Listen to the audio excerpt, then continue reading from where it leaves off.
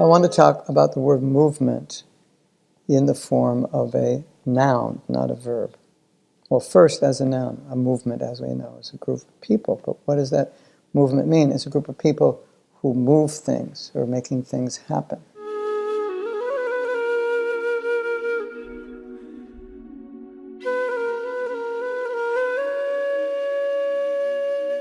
It is said that there are three kinds of people.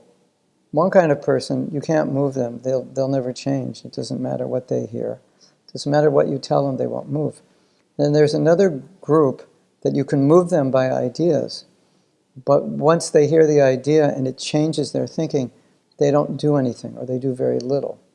And then there's the third group of people, which is the way we should be, and the way Prabhupada trained us to be, is that we hear what should change, and then we work on changing it, both ourselves and in society.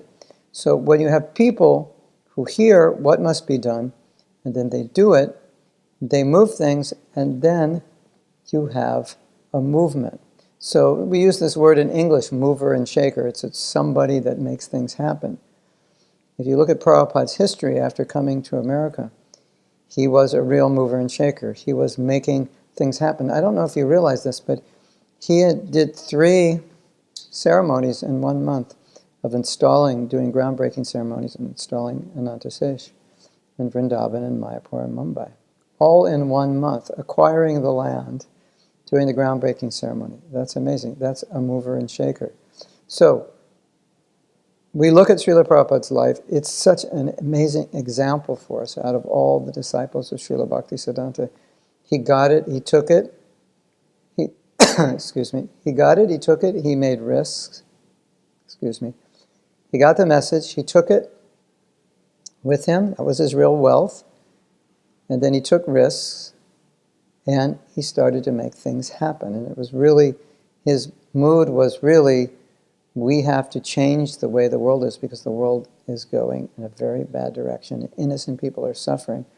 So he wasn't in the mood of just talking about what was wrong. He was in the mood of making things happen. And that's also one of the reasons, if you follow Prabhupada's life, how so often when he would meet important people, he would say, this is what the movement's doing, please help us.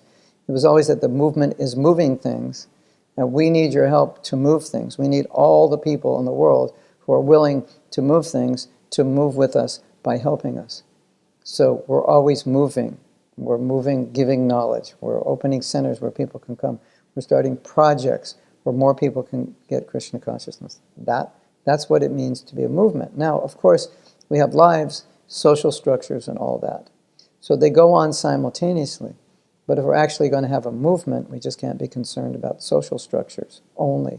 But we want to infiltrate every aspect of society that's possible for us individually. Maybe I can influence one aspect of society. Maybe you can influence scientists. You can influence college students. You can influence people who are artists or music industry or poets based on your skill.